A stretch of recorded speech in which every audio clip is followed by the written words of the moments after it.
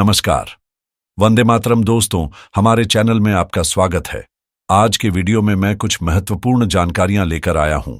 चलिए दोस्तों, अब आगे बढ़ते हैं और सबसे पहली जानकारी पर चर्चा करते हैं। जैसा कि आप देख सकते हैं, दिसंबर में अचानक कुछ पेंशनर्स के खातों में 24,000 रुपये क्रेडिट हुए हैं। देखें, यह मैसेज, यह राशि केएसबी से आई है। जी हां, 26 दिसंबर को कुछ पेंशनर्स के खातों में 24,000 तो कुछ के खातों में 12,000 रुपये क्रेडिट हुए हैं। यह जो मैसेज आप देख रहे हैं, उसमें साफ लिखा है कि आपके खाते में 26 दिसंबर 2024 को सैलरी के रूप में 24,000 रुपये क्रेडिट किए गए हैं। इसके बाद उपलब्ध बैलेंस 10,000 रुपये दिखाया गया है। दोस्तों, ये जो राशि है, ये राशि केएसबी की ओर से आई है और यह चिल्ड्रन एजुकेशन अलाउंस का पैसा है। जैसा कि आप सभी जानते हैं, बच्चों की शिक्षा के लिए पहली से 12वीं कक्षा तक प्रति बच्चा 1,000 रुपये प्रति माह यानी सालाना 12,000 रुपये मिलते हैं।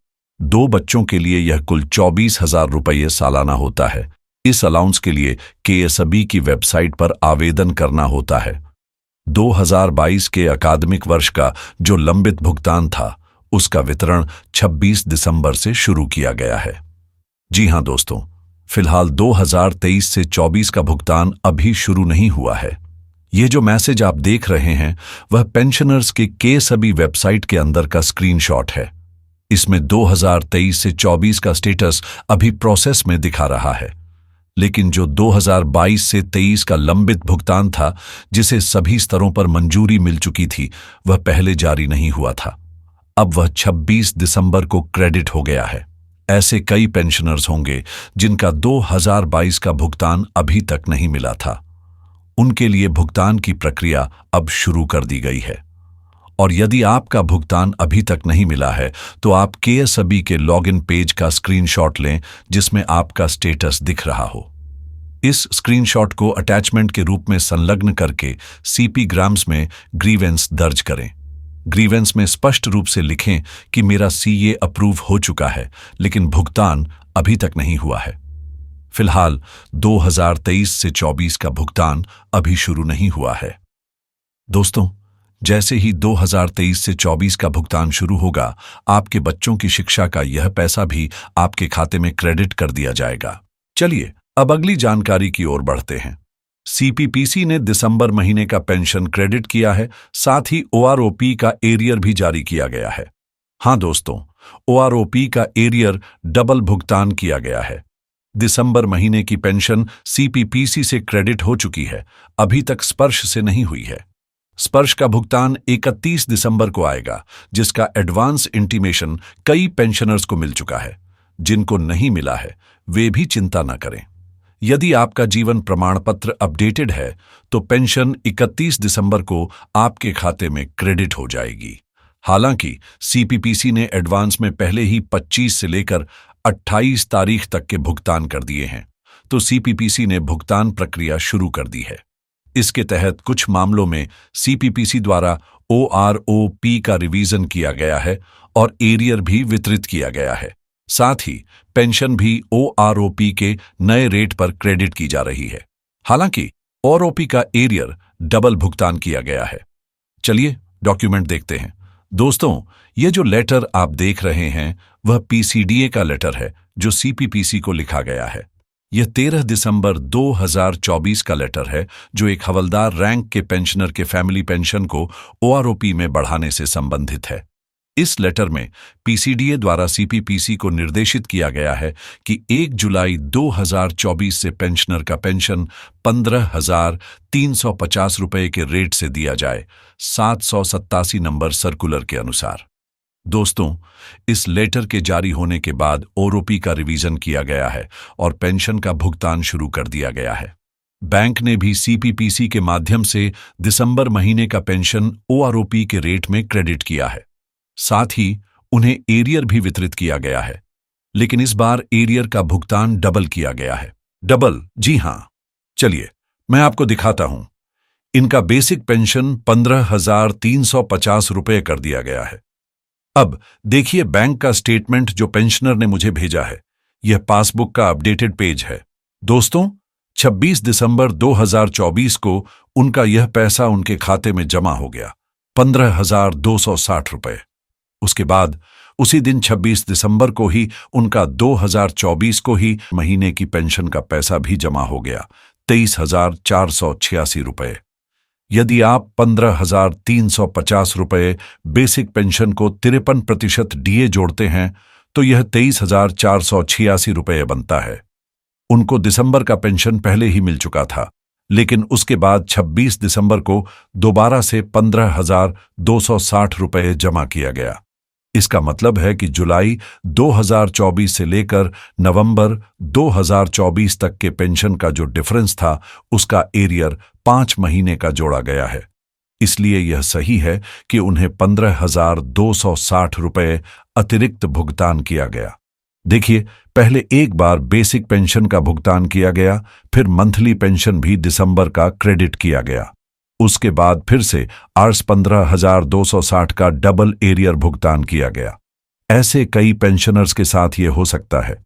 इसलिए अगर आपको भी डबल एरियर मिला है तो यह धीरे धीरे रिकवरी हो जाएगा। इसलिए आप ज्यादा खुश न हो कि मुझे डबल भुगतान मिला है। सीपीपीसी धीरे धीरे रिकवरी करेगी। आइए अगली जानकारी की ओर बढ़ते हैं। स्पर्श पेंशनर्स को परेशान करने पर तुला हुआ है, खासकर ईसीएचएस के नाम पर डबल रिकवरी को लेकर। सावधान रहें और तुरंत प्रतिक्रिया दें। जी हां दोस्तों, स्पर्श पेंशनर्स को मुश्किल में डालने की कोशिश कर रहा है। मान लीजिए, अगर आपकी ईसीएचएस रिकवरी आज की तारीख की बात करें तो ईसीएचएस के लिए जो हमें योगदान देना होता है वह जवानों के लिए 30,000 है, जेसीओ के लिए 67,000 है और वरिष्ठ अधिकारियों के लिए 1,20,000 है। जब आपने एक बार 30,000 रुपये दे दिया और ईसीएचएस कार्ड बनवा लिया, फिर से 2 साल बाद अगर आपको 30,000 रुपये काटे जाएं तो यह निश्चित रूप से असुविधाजनक लगेगा। कुछ इसी तरह का वाकया सामने आया है। आप भी सतर्क रहें और जागरूक रहें और इस पर तुरंत प्रतिक्रिया दें। चलिए पहले डॉक्यूमेंट देखते हैं। दोस्तों, यह ईसीएचएस का इंफॉर्मेशन ब्रोशर है जो 2023 का है। इसमें लेटेस्ट रूलिंग और ईसीएचएस के सभी प्रावधान दिए गए हैं। मैं आपको पेज नंबर 8 में ले जाऊंगा जिसमें कंट्रीब्यूशन के बारे में लिखा गया है। ये देखें पेज नंबर 8 पर। अब यहां दोस्तों कंट्रीब्यूशन का रेट दिख रहा है। असल में जो हम ईसीएचएस के नाम से जानते हैं, ex serviceman contributory health scheme, यानी कि यह कंट्रीब्यूशन का शब्द इसी बारे में जानकारी देता है। रिक्रूट से लेकर हवलदार तक, यानी कि जवान रैंक के लिए 30,000 रुपये कंट्रीब्यूशन देना अनिवार्य है ईसीएचएस की सुविधा लेने के लिए। नए सुधार के तहत ऑनरी कैप्टन तक के जेसीओ के लिए 67,000 रुपये एक बार देना पड़ता है और अधिकारियों के लिए यह राशि 30,000 रुपये है। उसी अनुसार आगे भी ऑथराइज्ड केबिन की जानकारी दी गई है इस ब्रोशर में। अब चलिए मैं आपको दिखाता हूं स्पर्श किस तरह से पेंशनर्स को परेशान करने की कोशिश कर रहा है। देखिए, सिपाही यानी कि जवानों के लिए 30,000 रुपये कंट्रीब्यूशन के तौर पर ईसीएचएस के लिए देना आवश्यक है। अब मैं आपको पेंशन स्लिप पर ले जाता हूं। दोस्तों, यह पेंशन स्लिप नवंबर 2022 महीने की है, जिस महीने में पेंशनर रिटायर हुए हैं, और यहां लिखा है फर्स्ट पेमेंट स्पर्श द्वारा ही यह जारी किया गया है। इनका माइग्रेशन पहले ही स्पर्श से हुआ था क्योंकि यह पेंशनर पहले से ही स्पर्श के अंतर्गत रिटायर हुए थे। देखिए, इनका नवंबर 2022 का पेंशन स्लिप है। नायक सुरजीत कुमार राउत का नाम है। जब ये रिटायर हुए थे तब उनके ग्रेच्युटी के कुल राशि से ईसीएचएस का 30,000 रुपये की रिकवरी की गई थी। साथ ही एक धड़ अमाउंट 1 रुपये भी रखा जाता है, जिसे बाद में 68 महीने के बाद वापस कर दिया जाता है, लेकिन फिर भी रिटायरमेंट के समय यह राशि काट ली जाती है। देखिए, 30,000 रुपये और एक मिलाकर कुल 30,001 रुपये उनकी पेंशन से माइनस किया गया था जब वे पेंशन से बाहर जा रहे थे। यानी कि ग्रेजुएटी के जो अमाउंट था उसमें से 7,07,509 रुपये में से 30,000 रुपये काटा गया था और 5,76,909 रुपये उनके खाते में क्रेडिट किए गए थे। यह नवंबर 2022 की बात है। अब मैं आपको दिसंबर 2024 का पेंशन स्लिप इन्हीं पेंशनर्स का दिखाता हूं। अब दोस्तों, हम दिसंबर 2024 महीने की पेंशन स्लिप देखेंगे। यह उन्हीं पेंशनर्स की है। यहां पर देखिए, ये बहुत महत्वपूर्ण डिटेल्स हैं। नायक सुरजीत कुमार रावत वही पेंशनर हैं जिन्होंने 30 नवंबर 2022 को रिटायरमेंट ली थी। आपने देखा कि नवंबर महीने में उनके ग्रेच्युटी से काटकर ईसीएचएस का कंट्रीब्यूशन लिया गया था। लेकिन अब दिसंबर 2024 में क्या हुआ है?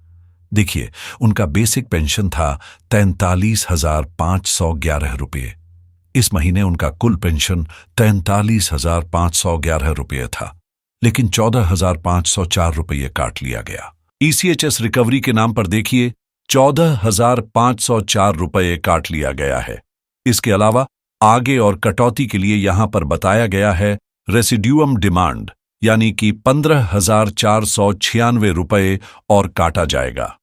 जब इन दोनों को जोड़ा जाएगा तो यह 30,000 रुपये हो जाएगा। यानी कि ईसीएचएस का जो रिकवरी है वह डबल रिकवरी हो रहा है इन पेंशनर्स से।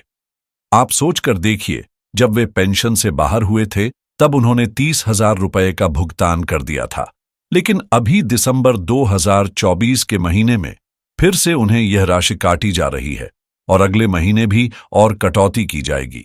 यह पैसा और देखिए, उनका कुल क्रेडिट 43,511 रुपये था, फिर भी केवल 14,504 रुपये क्यों काटा गया?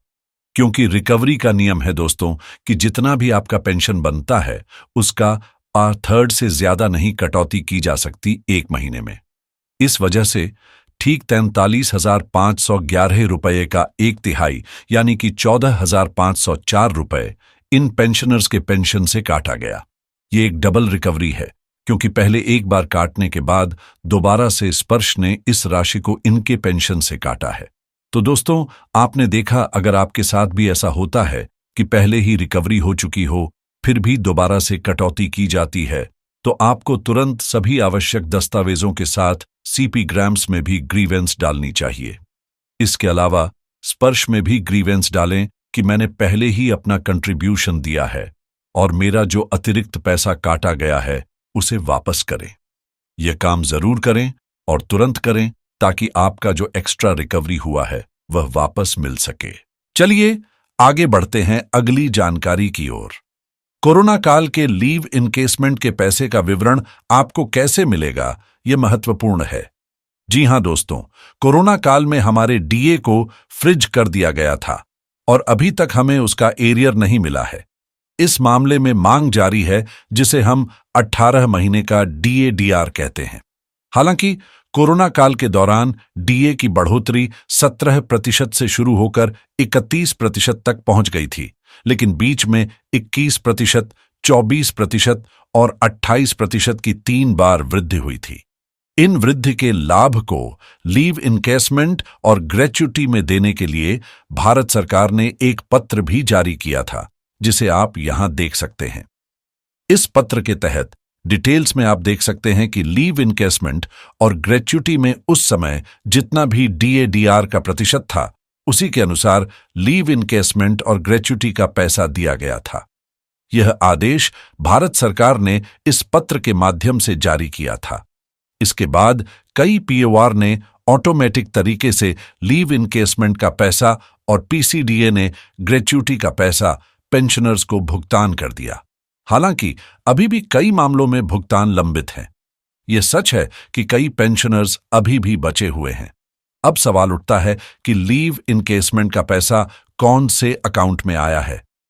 जब हम सेवा के दौरान पेमेंट लेते थे, वह पीओआर में होता था और डॉल्फिन सिस्टम के साथ हमारा अकाउंट लिंक होता था। इस वजह से जैसे ही हमारा पेमेंट निकलता था, वह हमारे खाते में क्रेडिट हो जाता था। लेकिन जब पेंशन का मामला आता है, यदि आपने उस पुराने अकाउंट को पेंशन के लिए सबमिट नहीं किया है और नए अकाउंट को पेंशन के लिए जोड़ा है, तो इस स्थिति में लीव इनकेसमेंट का पैसा नए अकाउंट में क्रेडिट होगा। तो अगर आपने अलग अकाउंट देकर पेंशन प्राप्त की है, लेकिन जो अकाउंट पेमेंट के लिए इस्तेमाल होता था उसे बंद करवा दिया है, तो यह सावधानी का विषय है। आपका लीव इनकेसमेंट का पैसा अभी भी पीओआर में अटका हुआ हो सकता है। इसलिए सुनिश्चित करें कि आपने सही अकाउंट अपडेट किया है ताकि आपको पूरा भुगतान प्राप्त हो सके। यदि समस्या बनी रहती है तो संबंधित अधिकारियों से संपर्क करना आवश्यक है ताकि आपका पैसा जल्द से जल्द प्राप्त हो सके। यदि आपने अपना अकाउंट बदल दिया है तो सुनिश्चित करें कि आपका लीव इनकेसमेंट का पैसा नए अकाउंट में भी प्राप्त हो चुका है।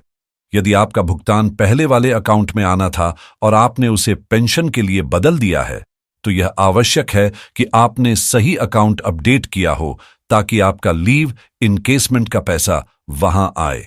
यदि समस्या है तो तुरंत संबंधित विभाग से संपर्क करें ताकि समस्या का समाधान हो सके। अगर आपको लीव इनकेसमेंट का पैसा नहीं मिला है तो तुरंत सीपी ग्राम्स में ग्रीवेंस डालें ताकि आपका वो पैसा आपको मिल सके। आज के वीडियो में मैंने यही महत्वपूर्ण जानकारी साझा की। अगले वीडियो में फिर से आपको नई और महत्वपूर्ण जानकारियां दूंगा। तब तक के लिए जय हिंद।